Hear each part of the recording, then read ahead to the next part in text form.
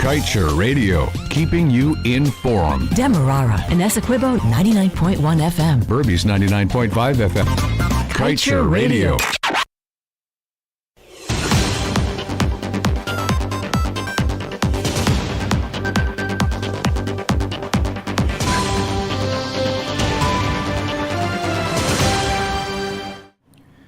Good day, welcome to your news at noon on Kaieteur Radio. I'm Kevin Smith, and in your headlines today, without ring fencing provisions, Guyana will be shortchanged on every oil discovery, according to financial analyst, and says Exxon deal leaves citizens in a dark abyss of worrisome financial risk.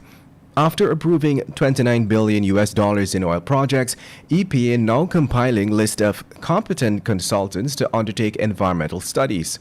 ExxonMobil Yellowtail project now pegged at $10 billion. Auditor General flags Marid for paying contractors in advance without proper documentation.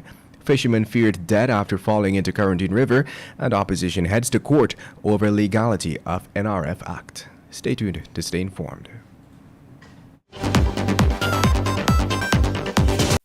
Nothing in life is free, but the MyDigiCell app is. You don't need to be on a data plan to use the app. You can conveniently chat with Ruby or an agent for help. Check your account balance, activate a Prime bundle, or gift it to a friend. Send credit. Check the Georgetown and Burby's bridge schedules. Activate a roaming plan. Play Shake to Win for cool prizes. So don't worry about a data plan, buddy. Download the MyDigiCell app from the Google Play Store or the Apple App Store today. Digicel, better together.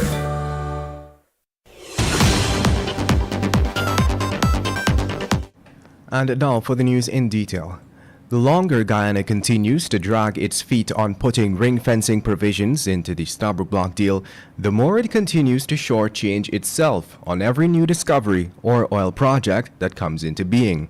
This is essentially the position of the Institute of Energy Economics and Financial Analysis.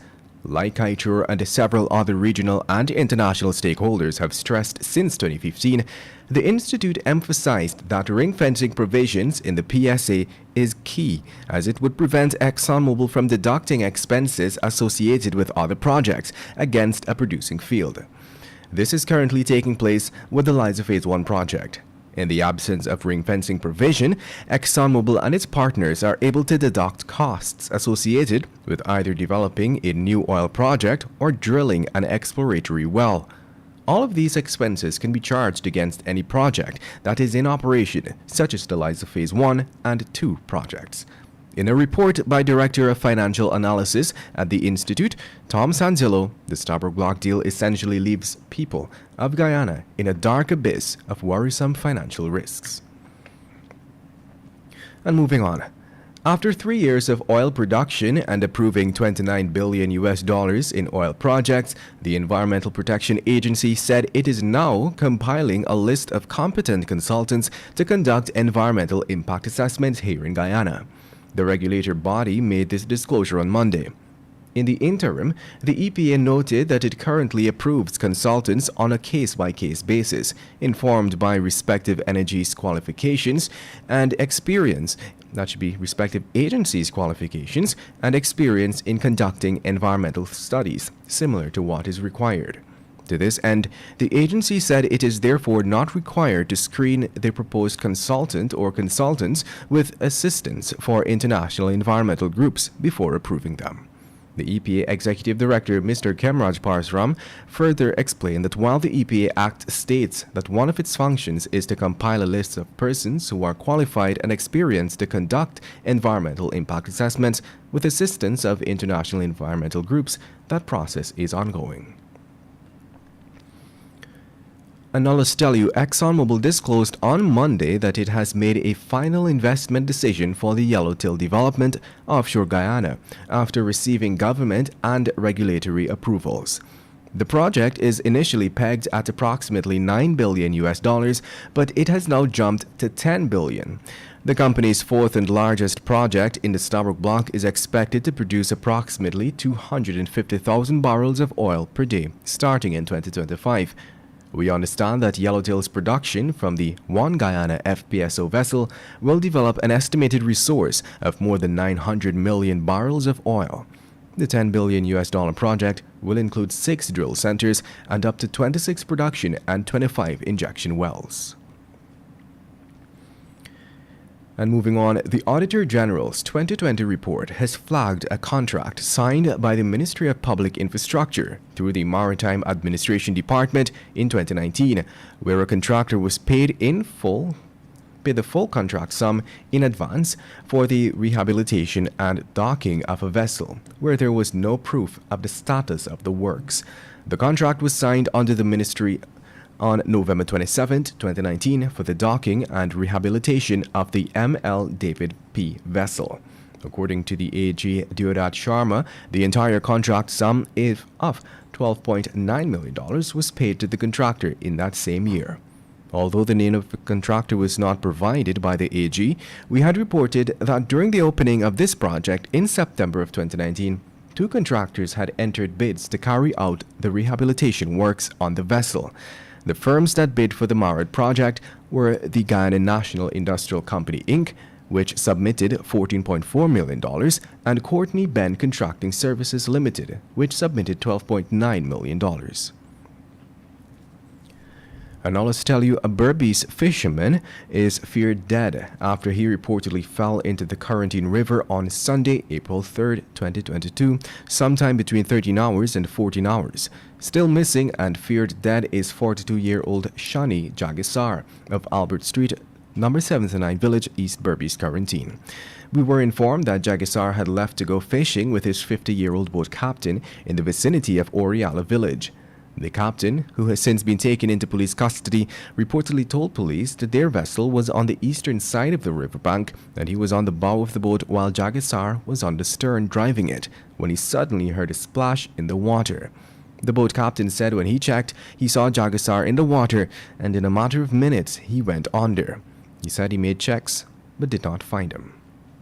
You're listening to Kaieteur Radio 99.1 and 99.5 FM. This is your news at noon. We will return after the break.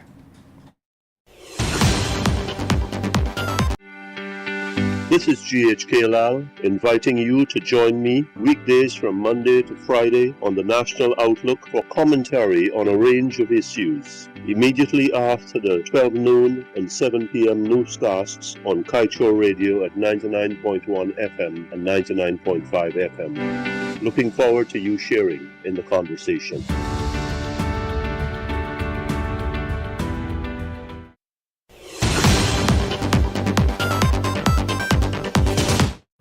Welcome back. Let's continue with the news. The APNU-AFC opposition has made good on its promise to file a court action challenging the passage of the Natural Resource Fund Act. The action comes almost 5 months after the highly controversial passage of the NRF Act in the National Assembly. The lawsuit highlights deficiencies of the procedure undertaken to pass the new law. The opposition is seeking several declaratory orders of the High Court that the conduct and/or proceedings of the National Assembly during the passage of the NRF Bill on December 29, 2021, in the absence of the MACE, constitute a breach of the Constitution, common law, and the standing orders of the National Assembly. Further, the opposition is asking the court to declare the holding and/or continuation of proceedings of the National Assembly on December 29, 2021, with the use of a replacement mace without any approved motion to do so, as beyond the power of the Constitution and event null and void. In other news, 4 children, ages 1, 2, 5, and 11, are hospitalized at the Skeldon Public Hospital in a stable condition after they were stung by bees that were reportedly disturbed in an empty lot on Sunday morning. The mother of the children, 30-year-old Sinita Charan, a housewife who was also stung multiple times, was treated at the hospital and discharged, but her children were kept under observation in the hospital as they were vomiting and exhibiting other signs of discomfort. According to a neighbor, Fazika Box, who assisted in rescuing the family, the children were all inside their home with their mother preparing to head to church when the bees swarmed the domicile and attacked the family. And now let's tell you, relatives of a man who was deported from the U.S. in 2002 are worried about his well-being as they have been unable to make contact with him for several years now. The missing man has been identified as Anthony Harilal. According to relatives, contact with the man abruptly stopped some 8 years ago, and at the time we were informed he was 35 years old. The man, reports suggest, was last seen in 2013 walking with a friend along a street in Sisters Village, West Bank, Demerara. Police with persons with credible information concerning Harry Lal's whereabouts are asked to make contact with relatives on telephone numbers +1 570 895 1465 or +1 347 870 615. The Guyana Fire Service has concluded that the fire on Sunday that destroyed the Lot 55 First Alley Wismer Linden Region 10 home of 66-year-old Joel Bruley was caused by substandard electrical wiring. Firefighters were able to contain the blaze, but the two-story wooden and concrete structure was burnt to the ground. A nearby building was also scorched. The thermostat of a refrigerator inside the home failed and caused the compressor to explode, igniting a flame which then came into contact with nearby combustible materials, thus starting the fire. And I'll just tell you that on Monday, the Ministry of Health reported that 4 individuals are currently patients in the COVID-19 ICU. Further, 1 new case was recorded, which in Region 4 and has brought the total number of confirmed cases in the country to 63,273. 8 persons are in institutional isolation, 7 are quarantined institutionally, and 68 are in home isolation. To date, a total of 61,967 persons have recovered from the virus. And we wrap things up with the page 7 of the Kaieteur News dedicated to being blunt. Guyana is in dire need of dramatic and wide-reaching change in attitudes. Yes, Guyana is in need of a revolution that will bring an end to the outrageous actions of some leaders and the nonchalant disposition of far too many citizens who daily witness the despicable in motion. It is a sad state of affairs when the majority chooses to keep quiet, as a few opt to wage war to ensure that our leaders do not relegate us to a bleak future.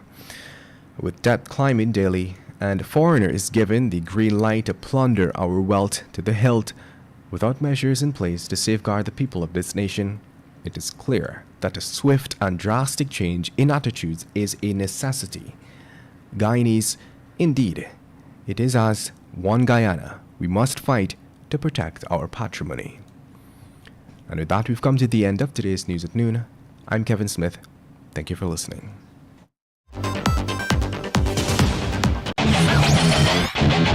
Want value for your advertising dollar? Then place your ads on Kaieteur Radio's newscasts. Streamed live on 6 different mediums, reaching hundreds of thousands. Advertise today and watch your dollar grow. Call us on 225-8465 or 226-8210 today.